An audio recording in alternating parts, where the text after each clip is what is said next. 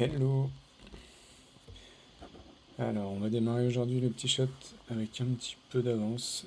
Euh, Aujourd'hui, on va avoir trois articles et trois tops. Donc là, on a les top API à connaître, à utiliser. Juste après, on a les top plugins ou les top choses à savoir sur Visual Studio Code. Et puis ensuite, on a un top sur les produits open source. Euh, voilà. De toute façon, vous pourrez retrouver, vous avez l'habitude maintenant de retrouver tous les liens à la fin du live sur les réseaux. Donc c'est parti. On commence donc avec les top API à connaître. En tout cas, savoir que ça existe. La première, j'avoue que c'est surtout pour celle-ci que j'ai cliqué. Elle paraît vraiment top. Je l'ai pas essayé. Je l'ai pas essayé, mais quand on lit leur site, ça a l'air vraiment simple à utiliser et ça a l'air vraiment chouette.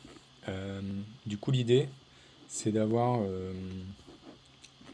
c'est de créer un, c'est de créer un repo sur leur GitHub de mémoire. Alors moi, je confonds avec un autre là. Euh,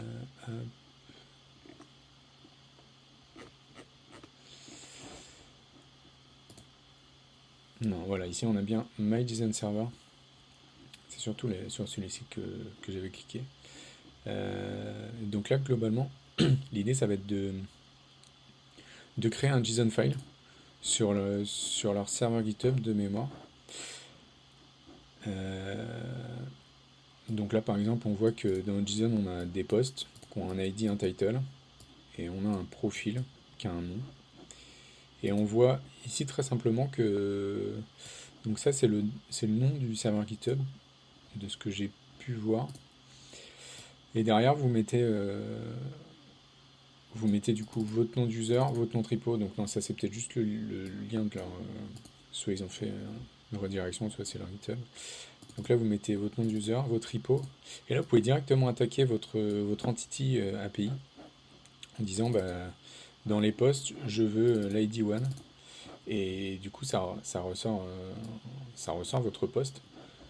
Et je trouve que c'est super pour un projet qu'on commence ou pour lequel on n'aurait pas encore de... L'API n'est pas prête en face. Typiquement, vous êtes en train de développer une vue front.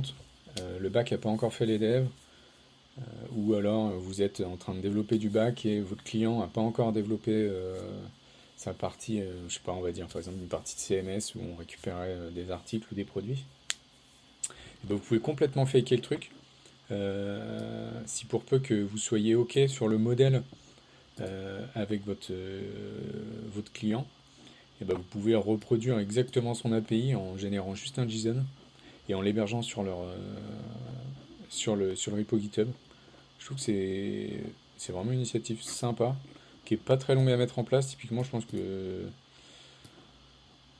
que c'est l'ordre de l'heure hein, pour mettre en place le truc si on prend en compte la création de compte, etc.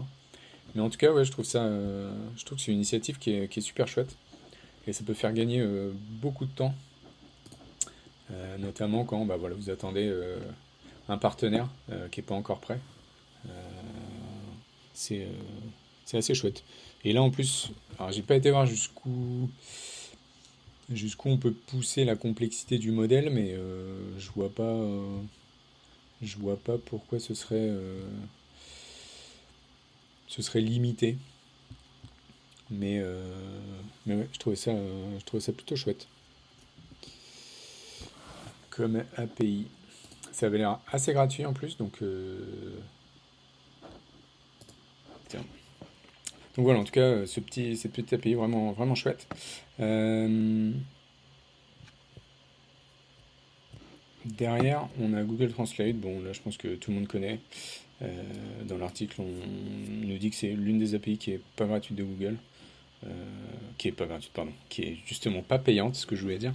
Donc, qui est complètement gratuite à utiliser. Donc, effectivement, c'est bon à noter, et puis ça peut rendre des services quand on veut faire des petits tools. Des fois, on veut faire de la traduction à la volée.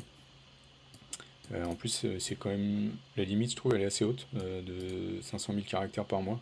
Ça vous permet de faire quand même deux trois choses durant un mois.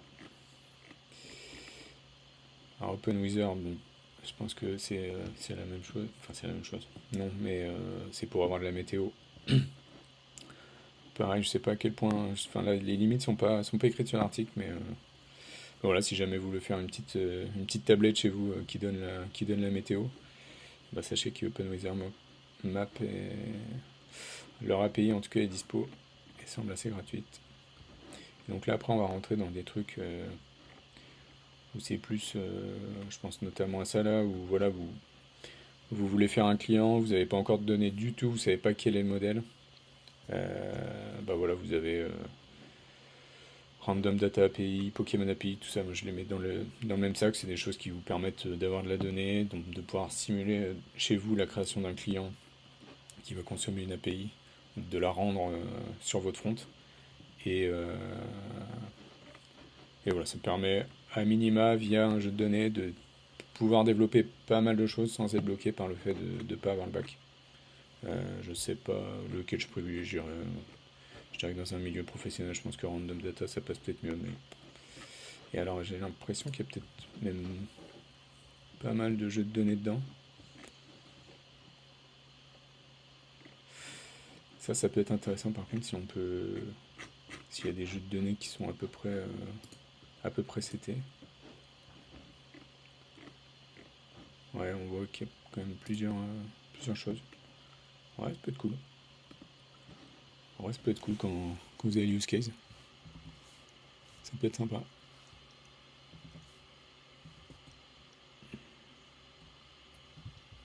Ok, voilà pour les top API.